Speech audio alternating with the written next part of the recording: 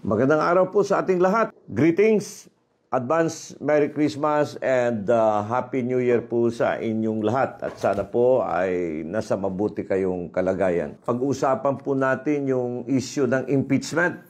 Ang nakikita ko dito, dapat yung impeachment ay dapat hindi personal. Kasi pag nagiging personal yung impeachment, mawawala yung objectivity mo, no? The process of impeachment dapat nakafocus dun sa action at conduct ng public official. So, yung elements dyan, from the viewpoint of public administration, dahil public administrator, public governance practitioner tayo. But along the way, yung conduct ng isang public official are governed by the rules. For example, yung issue ng sub judice, pag nasa court na, yung merits and demerits, mahirap i-discuss, ano? Isa yon, or else, baka ipatawag ka ng court. Bakit dinidiscuss mo yung on process?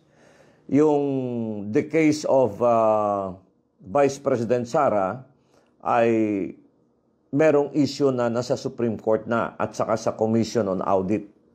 So yung Commission on Audit, ang trabaho talaga noon is auditing. Yan po yung nag-audit ng mga liquidation ng government. Wala namang question dun sa participation or cooperation. Nag-cooperate nga yung mga opisyal ng Office of the Vice President. Pumunta mismo si Vice President Sara, ilang beses bumalik. Yung mga opisyal pumunta doon. And of course, from the viewpoint of Office of the Vice President, sumulat sila na nakapinding dun sa Supreme Court at saka sa Commission on Audit.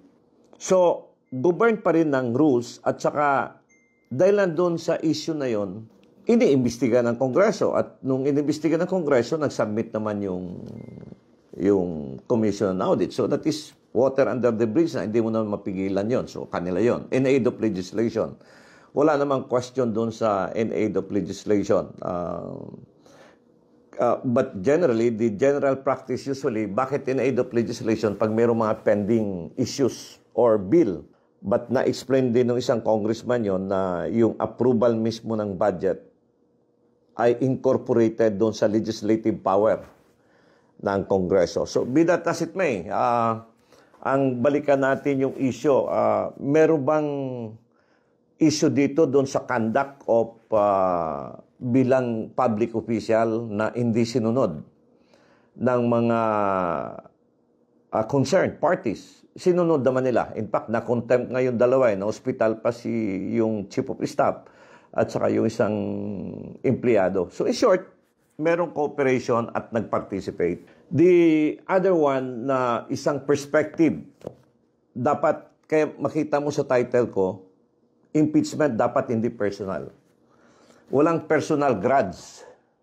Kasi pag nagiging personal yung tingin mo dahil gusto mong gumante, no, mawawala yung objectivity. And of course, malaki yung tiwala natin sa ibang congressman at saka sa mga senador.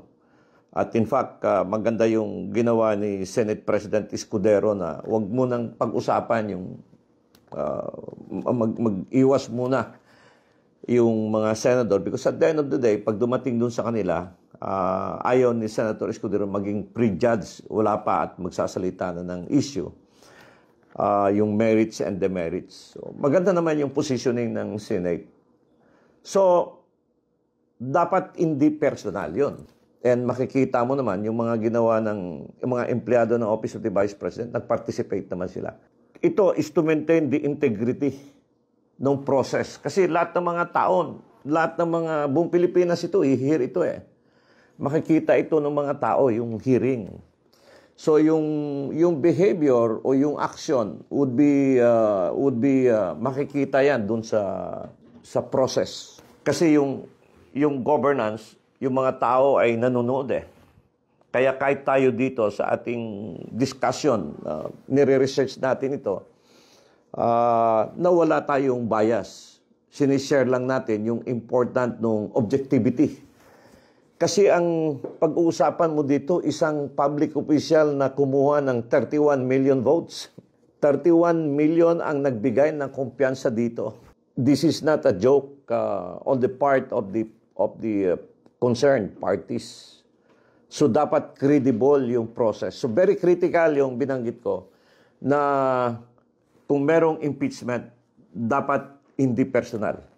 Pero the way I look at it ay nagiging personal na talaga at naging meron ng grudge ito eh. Sino ba yung mga nag-file ng impeachment? Yun. So, makikita naman natin, ito yung mga from the beginning, anti-Duterte pa, noon pa. So, yun, pag-aaralan ng Kongreso yun at saka Senado. Kasi, yung mga congressman naman ay meron ding nag-aaral din yan at saka yung mga senador. At saka sila, liable sila doon sa kanilang mga butante. Ganun yan lang naman yung kagandahan ng demokrasya. Yung public official in public governance is just an agent and your behavior would be magiging determining factor ito pagdating ng halalan. So, pagdating ng halalan. So, pag yung attack mo naging personal at nawawala ka sa objectivity, yung credibility mo bilang public officials ay pwedeng questionin ng sambayan ng Pilipino during election time. Because the presumption here is that a public official should act with the highest degree of what? Responsibility, integrity, and without favor or without bias to anybody. Because pag pumasok ka sa public service or public governance, yung commitment mo ay nasa batas, nasa rules. But along the way, of course, may mga process yan. Yung mga hindi nakakasunod na rules, yun. Tapos dapat substantive, no? Dapat punong-puno ng kasalanan yung impeachment. Makikita natin, wala yun eh. Sa aking tingin, walang malaki and nakasalanan. And of course, yung issue ng bias, bakit isang opisina lang? Lahat naman ng opisina ng government ay nakakatanggap ng budget na ito, which is confidential funds. Even congressman, all public officials, from the president down to the mayor, down to the barangay officials, lahat yan nakakatanggap ng confidential funds on the private, on the civilian. Sa military naman, yun yung mga tinatawag nilang intelligence, no? Yung pera na yun, were used to protect the institution. You can use it to buy equipment for gathering information and or to protect the estados, no, yung gobyerno. And of course, yung mga tao hindi magbibigay ng information, tama yung sinabi ng ombudsman, hindi na magiging confidential yan. Pag dinibulge mo yung mga taong nagbibigay ng information. Kaya minsan, pag may mga nagbibigay ng mga information like rewards, nakatakip yung mukha, hindi nagpapakita. So, ganun po ka-importante itong process na ito. And dito makikita natin na nakakuha ng sympathy yung Office of the Vice President, si Vice President Sara. Kasi nagtatrabaho lang naman siya eh. Gusto na niyang bumalik sa trabaho. But of course, kung araw-araw ko ipapatawag, nakafocus sa'yo, yung trabaho ng opisina ay affected. So, dapat ang perception doon is that hindi mo kalaban yung tao. Tulungan mo yung opisina because that is the second highest official of the country. Kaya, sang-ayon ako doon sa positioning ni President Bongbong Marcos. Yung process na ba ito, makakataas ba o makakapababa ba ng presyo ng bigas? Yun yung pinaka-question. Kasi alam mo, sa governance, you are there for public service eh.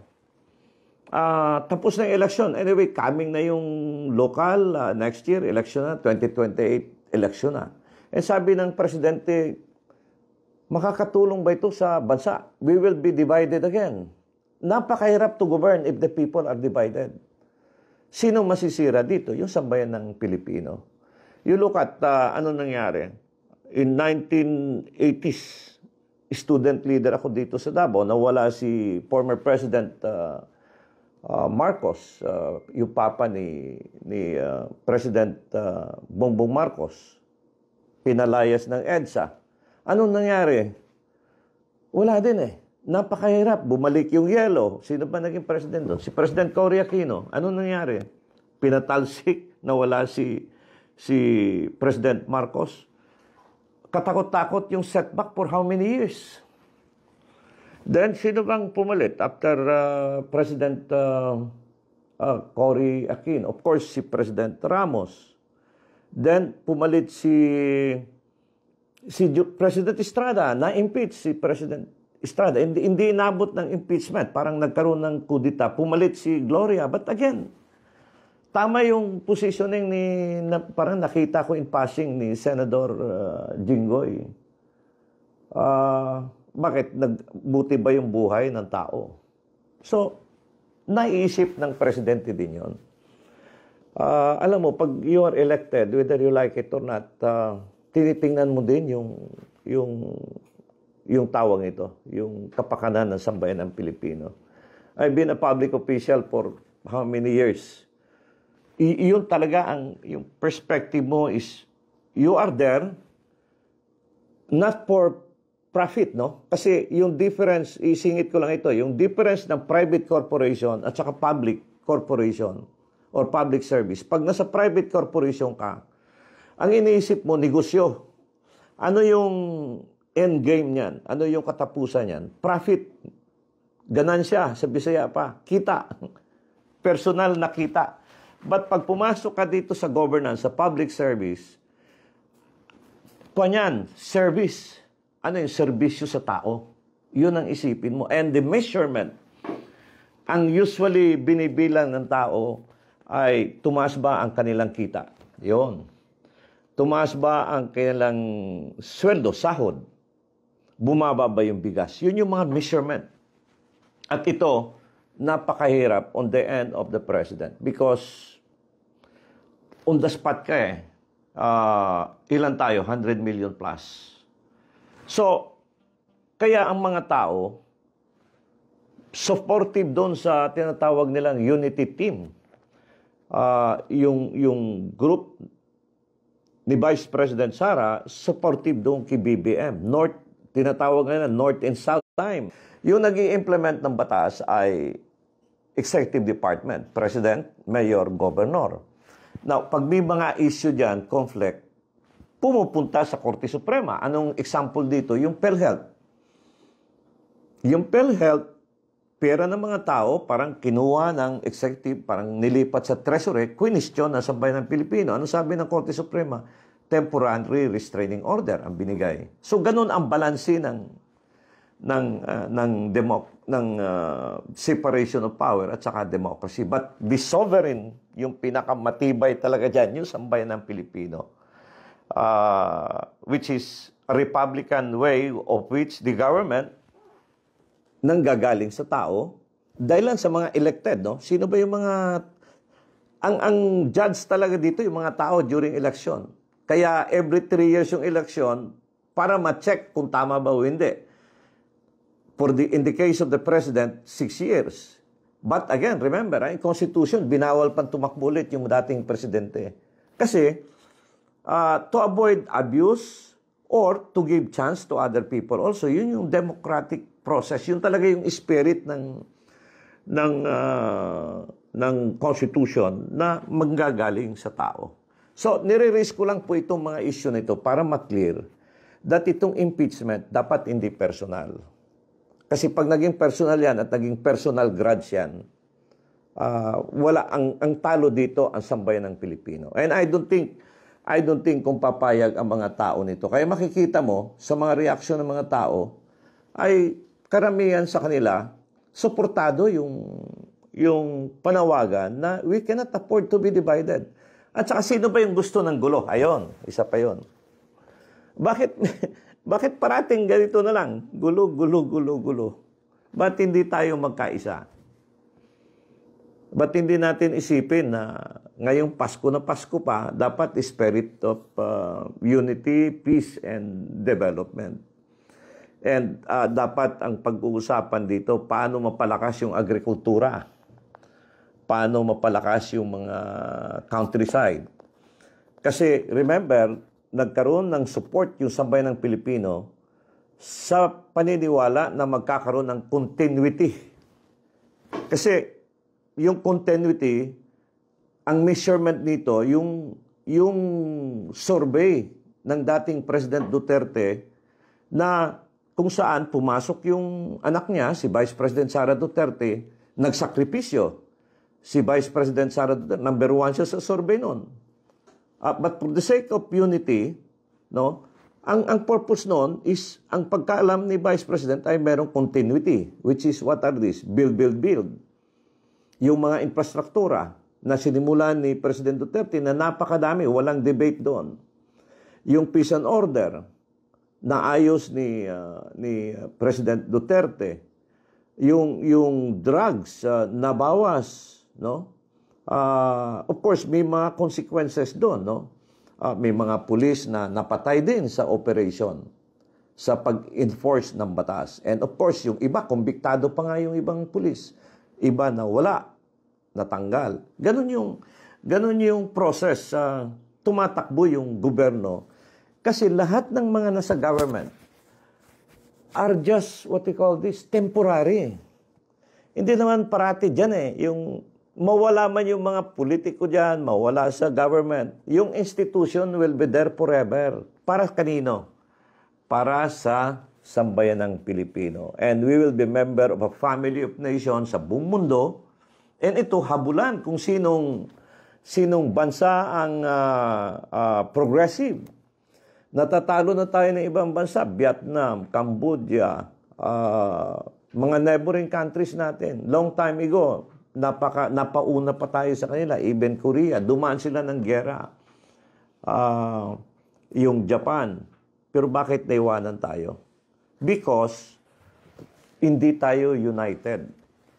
And busy tayo sa pag-araw-araw na lang, makikita mo yung investigasyon, pwede mo naman ilagay yan sa court. But on the other hand, whether you like it or not, isang karapatan nila, isang power nila yun. But again, yung mga tao will be the final judge nito, either tama ba yung ginagawa. But kung akong tanungin, ibigay na lang doon sa mga nag-iimbestiga, especially sa Commission on Audit, constitutional body yun. Then, yung isa, nasa Supreme Court na yung issue. Then, focus tayo, paano natin mapataas ang sweldo ng mga workers, trabahante. Paano natin maayos yung traffic. So, yun po yung aking nakikita dito. So, at the end of the day, ngayon, ay nagkakaisa. It seems, nagsalita yung presidente. In fact, meron pang caveat dito Yung president, kasama mo, nagsabi, walang magandang kapakanan dahil it will be divided. And echoing the statement of Senator Jinggoy, sinabi niya, marami na nangyari ng mga impeachment kasi dumaan din sa hirap sila Nakita mo naman yung nangyari kay President Estrada, very popular. Then after that, ano nangyari? Ganun pa rin.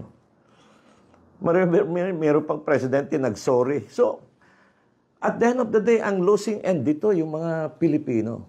Kaya balik tayo sa basic philosophy ng governance. Ano ba yung bottom line ng governance? Bakit nandito yung gobyerno? Para sa tao.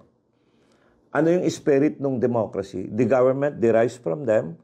Nitong mga public official temporarily and para sa kanila. But question, nababalik ba doon sa sambayan ng Pilipino? Yun po yung critical. So, political analyst, Danny Dayong-Hirang, shares his commentaries and analysis on the latest issues. As a veteran public servant, offering his insights and critical thinking. As an educator, he speaks the truth that matters. Our seasoned legislator, Danny Dayong-Hirang, is live every Monday, Wednesday, and Fridays at 6:30 to 7:30 p.m. via Facebook. Follow us on our social media platforms for more details. Mahalin natin ang Pilipinas.